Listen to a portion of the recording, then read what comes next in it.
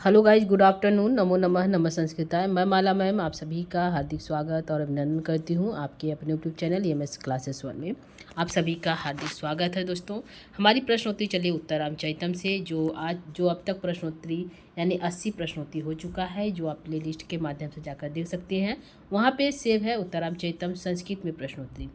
तो आज की जो प्रश्नोत्तरी है वो हमारा 81 से जाएगा, और जो है 81 से यानी 120 तक जाएगा, यानी कुल 40 प्रश्न शामिल है। तो आइए हम लोग चलते हैं प्रश्नों की तरफ और उत्तर की तरफ। यहाँ पे पहला प्रश्न आपके सामने है दोस्तों। तो यह जो प्रश्नोत्तरी है, यह गद्य और पद को ध्यान में, श्लोक को ध्यान में रखकर बनाया गया है। तो आप इसके जो पूरे बुक को, यानी यदि आप पूरे बुक को अच्छे से पढ़े हैं तो इस प्रश्नों को तो आप आसानी से दे सकते हैं।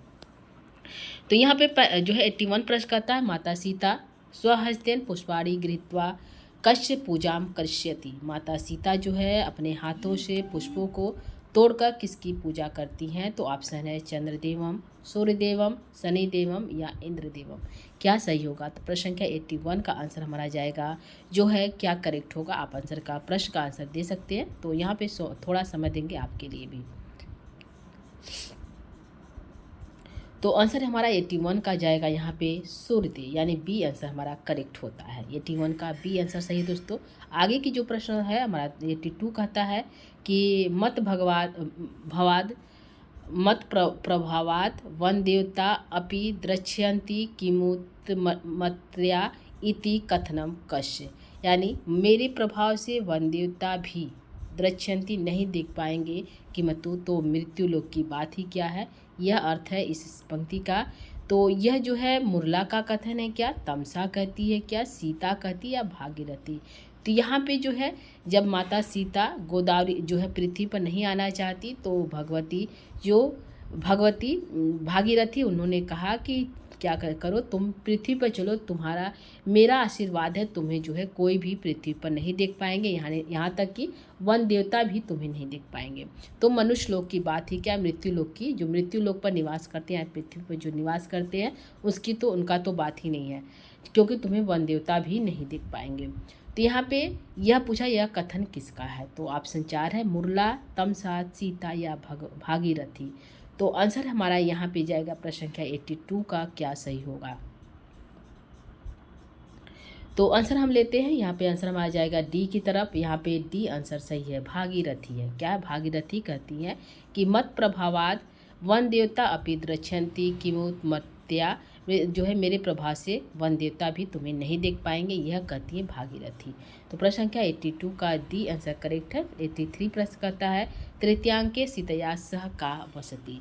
तृतीय अंक में सीता के साथ कौन रहती है? मुरला रहती है क्या, तमसा रहती हैं क्या, सीता रहती हैं क्या या भागीरथी रहती है? तो कौन रहता है? तो यहाँ पे सीता ऑप्शन गलत हुआ है, क्योंकि प्रश्न में ही सीता पूछा हुआ है। तो पूछा तृतीय अंक में सीता के साथ कौन रहती है, तो यहाँ पे वासंती कर सकते हैं। ठीक है,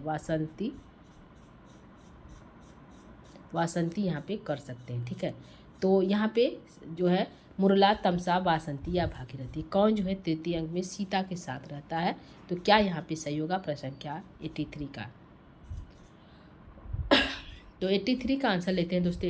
83 का आंसर जाएगा यहाँ पे बी, तमसा रहती है। कौन रहती है? तमसा। सीता के साथ कौन रहता है? तमसा रहती है। कौन रहती है दोस्तों? तमसा। तो प्रश्न संख्या 83 का बी करेक्ट है। अगला प्रश्न है प्रश्न संख्या 84 कहता है, सीतया स भागीरथी कम आशीर्वाद देती। सीता को भागीरथी ने आशीर्वाद दिया कि तुम्हें पृथ्वी पर कोई नहीं देख पाएगा, वन देवता भी नहीं देख पाएंगे, और कम आशीर्वाद, और किसको आशीर्वाद देती है? यानी सीता के साथ और किसको आशीर्वाद भागीरथी देती हैं?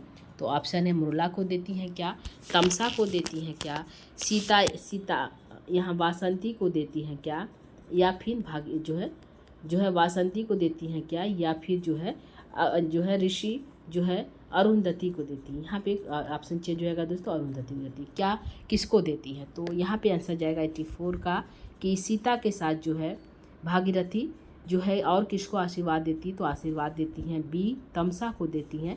तो 84 का यहाँ पे जो है बी आंसर सही होता है। अगला प्रश्न है प्रश्न संख्या 85 कहता है, करुणस्य मूर्ति अथवा तो शरीरम तो इति श्लोक केन उक्त। यह श्लोक किसने कहा?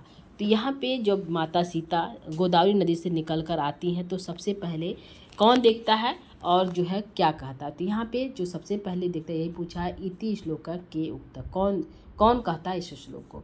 तो मुरला कहती है, तमसा कहती है, सीता जो है यहाँ वासंती कहती हैं यहाँ पे, और या फिर वासंती कौन कहता है जो है करुणस्य मूर्ति अथवा शरीरी।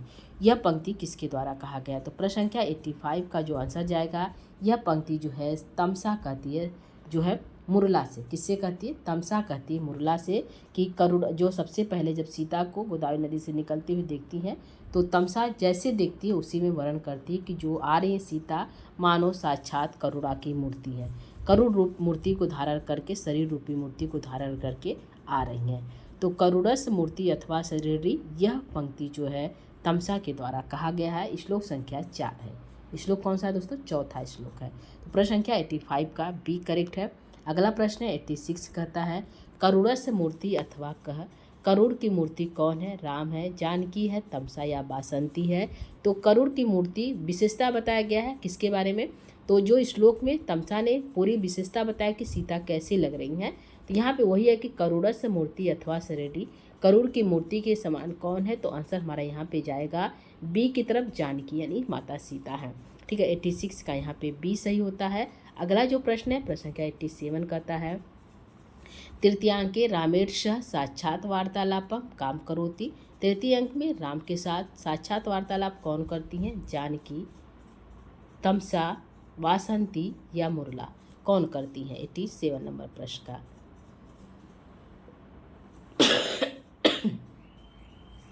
तो 87 का आंसर यहाँ पे जाएगा दोस्तों कि तृतीय अंक में राम के साथ जो साक्षात वार्तालाप करती वह है वासंती, वन देवी वासंती। कौन है, वन देवी है, वन की देवी है वासंती, वह जो है साक्षात वार्तालाप करती है। ठीक है, तो प्रश्न संख्या 87 का सी आंसर का सही है। अगला प्रश्न है प्रश्न संख्या 89 कहता है, विरह व्यथा एव वन में एति जानकी। तो यह जो है पूरी जो है कौन है, तो विरह से व्यथित जो है वन में आती हुई कौन है। तो जानकी है, तमसा है, वासंती या गंगा है। तो वन में आती हुई, विरह से व्यथित वन में आती हुई कह कौन है। तो आंसर आ जाएगा जानकी। कौन है, जानकी। तो 89 का ए आंसर सही होता है दोस्तों। अगला हमारा प्रश्न लेंगे 90। यह कहता है करुणस्य शरीरी का, करुण रूपी शरीर को कौन धारण की हुई है, जानकी, तमसा, वासंती या गंगा। तो यहाँ पे जो आंसर जाएगा वह जाएगा कि जानकी। कौन है, जानकी जो है करुण रूपी, मानो करुण रूप शरीर को ही, उनका शरीर ही मानो करुण रूप में धारण कर लिया गया है। तो यह कौन है, तो जानकी है। तो प्रश्न संख्या 90 का यहाँ पे आंसर जो है ए सही होता है। अगला प्रश्न लेंगे 91। यह कहता है कि आननम दहती का, जो है आनन मतलब मुख को धारण कौन करती है, जानकी करती है, तमसा करती है, बासंती करती है या गंगा। यह श्लोक से प्रश्न, ध्यान रखिए एक ही श्लोक है जो तमसा बोलती है। तो आनंद दहती का तो कौन है दोस्तों, तो जानकी। आंसर जाएगा जानकी। तो 91 का ए आंसर करेक्ट है। अगला प्रश्न है 92 है, आननम पदस्य विशेषणानि किम। आनंद का विशेषण पद कौन कौन सा है। तो ऑप्शन 4 यहाँ पे दिखाई दे रहा है, बिलोक कबरिकम है क्या, परिपांडु दुर्बलम है क्या, कपोल सुंदरम है क्या, या उपयुक्तानि सर्व, यह उपयुक्त सभी है। तो 82 नंबर का प्रश्न कहता है कि जो आनंद का जो विशेषण है सीता के, आनंद का माता सीता का, वह सभी है। यानी कि सीता माता का आनंद कैसा है, बिलोक कबरी बिलोकनम आननम है, परिपांडु दुर्बलम आननम है, या जो है कपोल सुंदरम आननम है। तो आंसर हमारा डी की तरफ जाएगा। 92 का डी आंसर करेक्ट है। 93 कहता है, बिलोल कबीरकम परिपांडु दुर्बलम कपोल सुंदरम क्यों। किसका है, क्या है, आननम है क्या, शरीरम है क्या, जानकी है क्या, या विथा शरीरम। यह कह रहा है कि बिलोक कबरी परिपांडु दुर्बलम और सुंदरम क्या। तो आंसर जाएगा यहाँ पे आननम। क्या हो जाएगा, आननम। ठीक है, तो प्रश्न संख्या यहाँ पे जो है 93 का जो है ए आंसर सही है। तो 93 का ए करेक्ट है। अगला प्रश्न है प्रश्न संख्या 94 कहता है, सीता 12 वर्षांतरम कस्मात् नद्या निर्गत्य पृथ्वी प्रविशति। ठीक है, तो ये प्रश्न है, ऑप्शन है गंगा, गोदावरी, मुरला या सरी। प्रश्न कहता है सीता 12 वर्ष के अंतराल के बाद किस नदी से निकलती हुई पृथ्वी पर आती हैं। यह प्रश्न है। तो ऑप्शन है गंगा नदी से निकलती हैं क्या, गोदावरी से निकलती हैं क्या, मुरला से या सरयू से। यही प्रश्न है। तो आंसर यहाँ पे क्या करेक्ट होगा 94 का।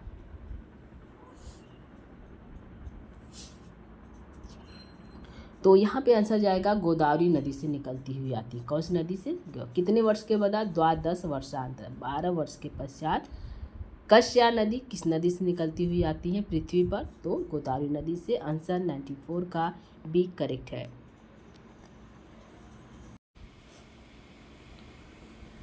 अगला प्रश्न है 95 कहता है तमसा मुरले केन कोट्या पात्र स्तर। तमसा और मुरला किस कोटि की पात्र है। कोटि पूछा जाता है तो कुछ जो है राजा लोग उच्च कोटि के होते हैं, दास इत्यादि निम्न कोटि के होते हैं, और कुछ कोटि मध्य कोटि के होते हैं और कुछ नहीं होते हैं। तो प्रश्न संख्या 95 का पूछा, क्या सही होगा।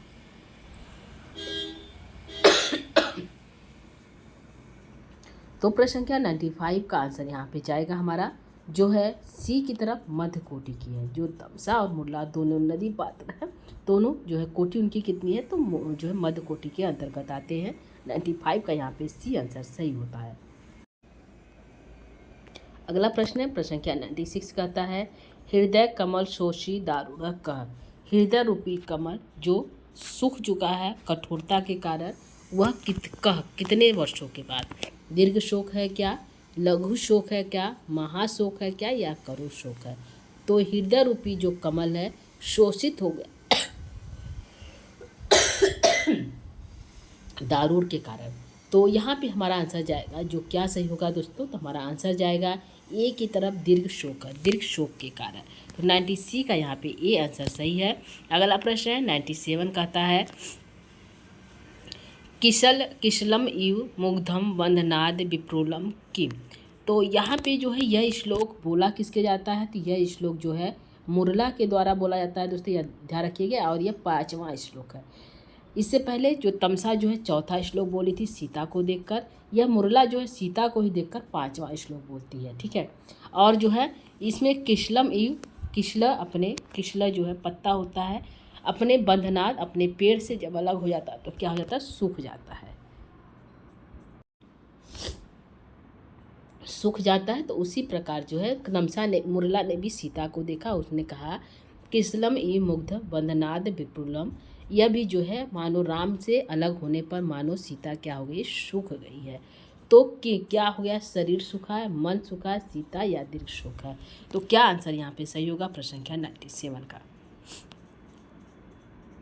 तो 97 का आंसर यहाँ पे हमारा क्या सही होगा, तो 97 का आंसर जाएगा शरीरम। क्या है, शरीरम।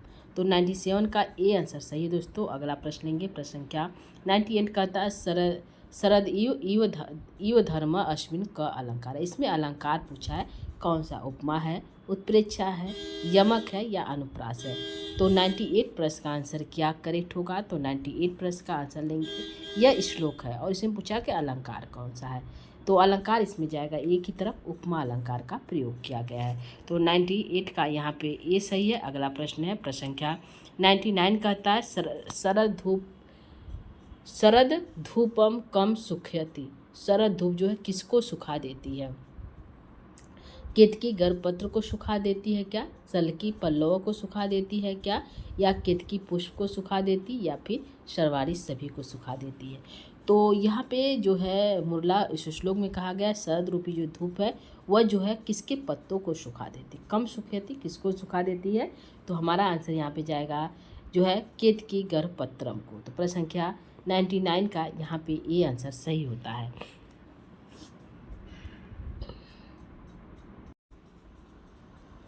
तो यहाँ पे 99 का ये सही है दोस्तों। अगला लेंगे प्रश्न संख्या 100 वाला, देखते हैं ये क्या है। तो 100 नंबर का प्रश्न है दीर्घ शोक कस शरीरम शोषयति। दीर्घ शोक जो है किसके शरीर को सुखा देता है, जानकी के, बासंती के, राम के या तमसा के। तो यहाँ पे आंसर जाएगा दीर्घ शोक जो है जानकी के शरीर को सुखा देता है। तो प्रश्न संख्या 100 का यहाँ पे ए आंसर सही होता है। तो यह दोस्तों 20 प्रश्न थे। तो यहाँ पे हमने 40 प्रश्न बोले, 40 प्रश्न देंगे तो यहाँ पे 20 प्रश्न और है, इसको भी देख लीजिए। थोड़ा सा हम इसको फास्ट कर देते हैं। तो अगला जो प्रश्न है यह कहता है दीर्घ शोक गल्पायति किम, दीर्घ शोक किसको गला देता, बासंती राम को, तमसा को या सीता को। तो दीर्घ शोक जो है सीता को सुखा देता है। ठीक है, एक ही श्लोक से अर्थ प्रश्नोक्ति चल रहा है दोस्तों, तो इसको आगे बढ़ते हैं। यहाँ पे हृदय हृदय कमल शोषी अस्मिन का अलंकार है, इसमें कौन सा अलंकार है। तो यहाँ पे अलंकार पूछा है, उपमा है, उत्प्रेक्षा है, यमक है या रूपक है। तो हृदय रूपी जो है कमल जो है सूख जाता है, इसमें अलंकार पूछा है, तो हृदय रूपी आरोप हो रहा है। तो हमारा आंसर यहाँ पे जाएगा रूपक अलंकार। प्रश्न संख्या जो है 100 क्या है 102 का डी सही है। अगला प्रश्न लेंगे, प्रश्न संख्या 103 कहता किशलम यु अस्मिन का अलंकार है, किशलम यु में कौन सा अलंकार है। ऑप्शन है उपमा है क्या, उपमा है क्या, उत्प्रेक्षा है क्या, यमक है क्या या रूपक है क्या। यहाँ पे है प्रश्न संख्या 103 का किशलम यु अस्मिन का अलंकार है। तो आंसर हमारा यहाँ पे जाएगा बी की तरफ, उत्प्रेक्षा अलंकार है। क्या है, उत्प्रेक्षा अलंकार है। ठीक है, तो प्रश्न संख्या 103 का बी सही है। अगला प्रश्न है प्रश्न संख्या 104 कहता है विरह व्यथाम अस्मिन कह अलंकार। अब करा विरह व्यथा में कौन सा अलंकार है। तो उत्प्रेक्षा है, उपमा है, यमक है या रूपक है। तो 104 नंबर का जो प्रश्न है वह जाएगा बी की तरफ, उपमा अलंकार है। प्रश्न संख्या 104 का बी करेक्ट है। अगला प्रश्न है प्रश्न संख्या 105 कहता है सीता कष्ट पत्राणि गृहीत्वा करिकलभवम पोषयति। सीता जो है किसके पत्रों को खिलाकर करिकलभ यानी हाथी के बच्चे का पोषण किया था। तो ऑप्शन है आम्र के पत्ते को, कदली के पत्ते को, सल की पल्लव के पत्ते को या फिर नीम के पत्ते को। तो माता सीता ने जो है हाथी के बच्चे को किससे खिलाकर पाला था। तो आंसर हमारा जाएगा जो है सल की पल्लव पत्राणी, सलकी के पत्ते को खिलाकर। तो प्रश्न संख्या 105 का यहाँ पे सी आंसर सही होता है। तो यह इंपॉर्टेंट प्रश्न हो जाता है। आगे प्रश्न है प्रश्न संख्या 106 कहता है करिकलभक शब्द से अर्थ है। यहाँ पे शब्दार्थ से प्रश्न है कि करिकलभ शब्द का क्या अर्थ है। गज शावक है, सिंह शावक है, गो शावक है या अश्व शावक है। प्रश्न संख्या 106। तो प्रश्न संख्या 106 का आंसर यहाँ पे जाएगा करिकलभ जो है वह है गज शावक। तो प्रश्न संख्या 106 का ए आंसर सही है। अगला प्रश्न है प्रश्न संख्या 107 कहता है सीता या प्रियसखी का, सीता या प्रियसखी किसकी है। सीता की प्रियसखी कौन है, जानकी है, तमसा है, बासंती या मुरला है। कौन है प्रियसखी सीता की। तो ऑप्शन आंसर यहाँ पे क्या सही होगा, प्रश्न संख्या 107। तो तमसा सीता की प्रियसखी नहीं होगी क्योंकि यह जो है तृतीय अंक में तमसा जो है सीता के साथ बस रह रही हैं। लेकिन जब माता सीता जब वन में आई थी तो यहाँ पे जो है उनकी प्रिय सखी बनी थी वासंती। तो हमारा आंसर यहाँ पे जाएगा सी की तरफ, वासंती इनकी प्रिय सखी है। किसकी, तमसा जो है माता सीता की। प्रश्न संख्या 107 का सी आंसर करेक्ट है। अगला प्रश्न 108 है बद्धवा पदस्य विभक्ति वचनम का। बद्धवा जो पद है उसमें विभक्ति और वचन पूछा है कौन सा है। तृतीया एक वचन, द्वितीया द्विवचन, तृतीया बहुवचन या पंचमी एक वचन। तो यहाँ पे बद्धवा बधु का शब्द रूप है। तो कौन सा यहाँ पे सही होगा, प्रश्न संख्या 108। तो प्रश्न संख्या 108 का आंसर यहाँ पे जाएगा तृतीया के एक वचन में बनता है बद्धवा। क्या बनता है, बद्धवा। तो प्रश्न संख्या 108 का यहाँ पे जो है ये आंसर सही है। अगला प्रश्न है प्रश्न संख्या 109 कहता है पैसी पदस्य विभक्ति वचनम का। यह इंपॉर्टेंट प्रश्न है, बहुत बार पूछा गया है। तो पैसी पद में कौन सी विभक्ति कौन सा वचन है। तृतीया एक वचन है क्या, सप्तमी एक वचन है क्या, तृतीया बहुवचन है क्या या पंचमी एक वचन है क्या। करेक्ट है 109 नंबर प्रश्न का। तो यहाँ पे हमारा आंसर जाएगा 109 नंबर का जो प्रश्न का आंसर है वह है सप्तमी एक वचन। तो 109 नंबर का प्रश्न का आंसर बी करेक्ट होता है। अगला प्रश्न 110 यह कहता है सीता दिव्या अश्व छंद का। सीता दिव्य जो है इसमें छंद कौन सा, अनुष्ठुप। तो यह पूरी पंक्ति नहीं दोस्तों, तो इस प्रश्न को आगे बढ़ जाते हैं। पूरी श्लोक की पंक्ति नहीं लिखी गई है। यह सीता दिव्या यह पूरी पंक्ति है, उसमें जो है मंदा क्रांता छंद है। तो इसको आगे बढ़ जाते हैं। अगला प्रश्न लेंगे, प्रश्न संख्या 110 है। इसमें भी वध्वा सार्धम यह पूरी पंक्ति है, इसमें श्लोक पूछा कौन सा। तो इसमें श्लोक भी जो है मंदा क्रांता जो है छंद है। कौन सा, मंदा क्रांता छंद है, इसमें भी छंद पूछा है। तो इस पूरी पंक्ति को जो उठाएंगे तब छंद पता चलेगा। यहाँ पे पंक्तियाँ छूट चुकी है। तो 111 का यहाँ पे जो है बी आंसर सही होता है। वध्वा सार्धम में भी जो है मंदा क्रांता छंद है। अगला प्रश्न है प्रश्न संख्या 112 कहता है, इसको देखिए छाया अंके सीता प्रथमम किन उक्तवान मूर्छिता।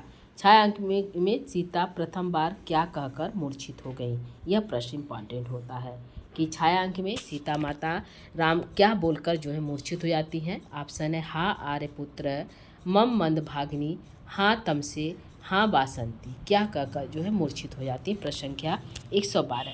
तो प्रश्न संख्या 112 का क्या सही होगा दोस्तों? तो यहाँ पे सही होगा प्रश्न संख्या 12 का जो है सीता पहली बार मूर्छित हुए हाँ आर्यपुत्र है। ठीक है, क्या होगा मूर्छित हुए? हाँ आर्यपुत्र। तो प्रश्न संख्या 112 का ये आंसर सही होता है। अगला प्रश्न है प्रश्न संख्या 113 कहता है समास्वही स्वसी समास्वासी इति पदे का प्रयोग। इसमें इससे पूछा कौन सा लकार और रूप वचन है?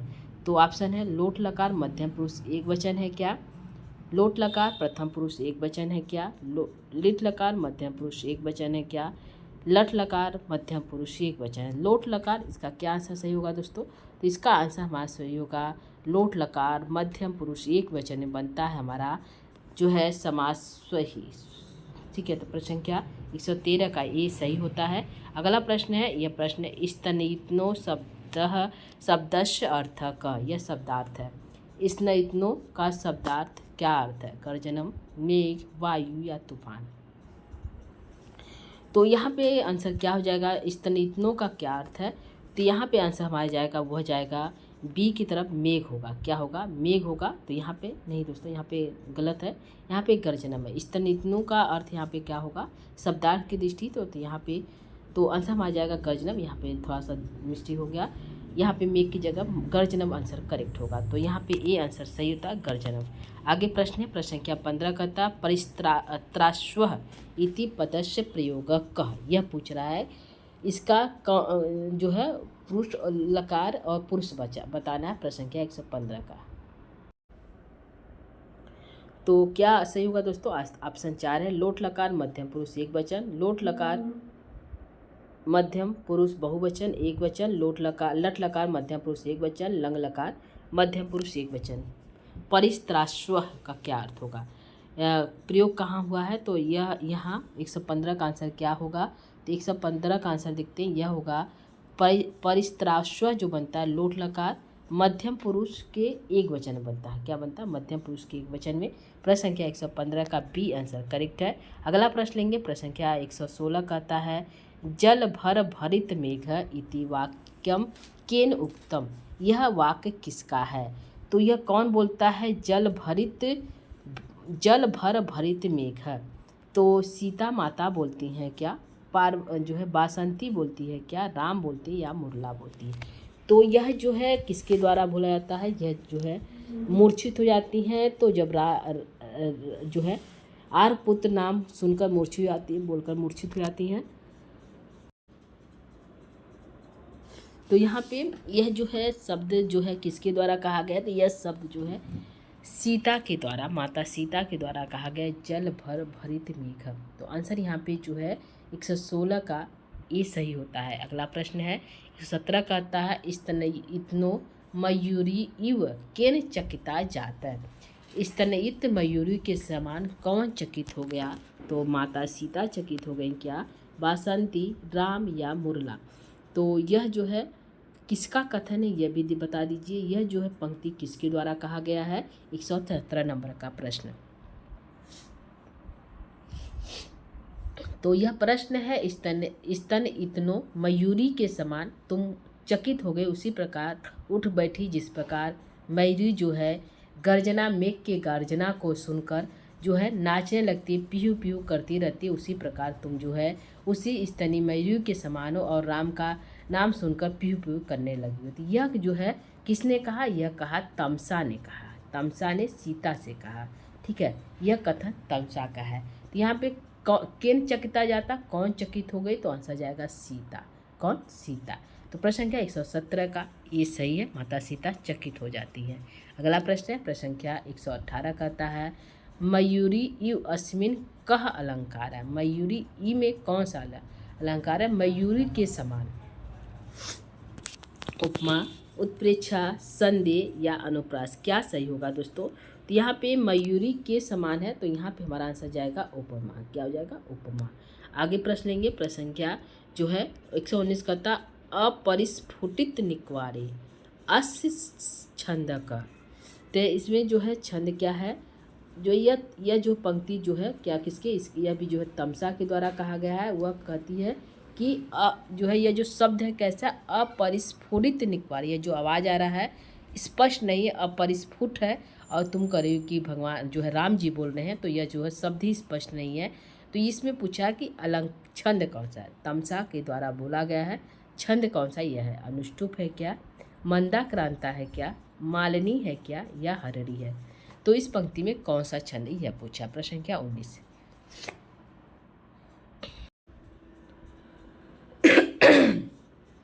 तो क्या सही होगा दोस्तों, प्रश्न संख्या 19 का आंसर यहाँ पे जाएगा अपरिस्फुटित निक्वारे। छंद यहाँ पे 4 ऑप्शन है, तो आंसर हम लेंगे यहाँ पे जाएगा ए की तरफ, अनुष्टुप छंद है। क्या अनुष्टुप छंद है, कथन तमसा का है, सीता से कहा जा रहा है राम के बारे में। तो 19 नंबर का प्रश्न ए करेक्ट है। अगला प्रश्न 120, आज का अंतिम प्रश्न, यह कह रहा है अपरिस्फुटित निक्वारे इति कस्य वचनम। तो अभी हमने ऊपर कहा कि किसके वचन है, किसके द्वारा बोला गया है। तो तमसा, वासंती, सीता या भागीरथी। तो आंसर यहाँ पे जाएगा तमसा के द्वारा बोला गया है। तो यह थे कुल 120 प्रश्न, यानी कि टोटल हमारे हो गए 120 प्रश्न। उत्तर रामचरितम से 120 प्रश्न हो गए, और भी हमारे 100 प्रश्न अभी कम से कम बाकी है उत्तर रामचरितम से। तो आज की प्रश्नोत्तरी में 40 शामिल किए गए। कितने? 40। तो 120 प्रश्न आज टोटल हो गए। तो आप जो है यह प्रश्नोत्तरी गद्य और पद्य को ध्यान में रखकर संस्कृत भाषा में किया जा रहा है दोस्तों, आप इसको देख सकते हैं। तो आज के लिए इतना ही। आगे की जो प्रश्नोत्तरी होगी 121 से, उसको हम पुनः लेकर उपस्थित होंगे अगली कक्षा में। तब तक के लिए दोस्तों नमो नमः, नमः संस्कृताय, धन्यवाद, थैंक यू।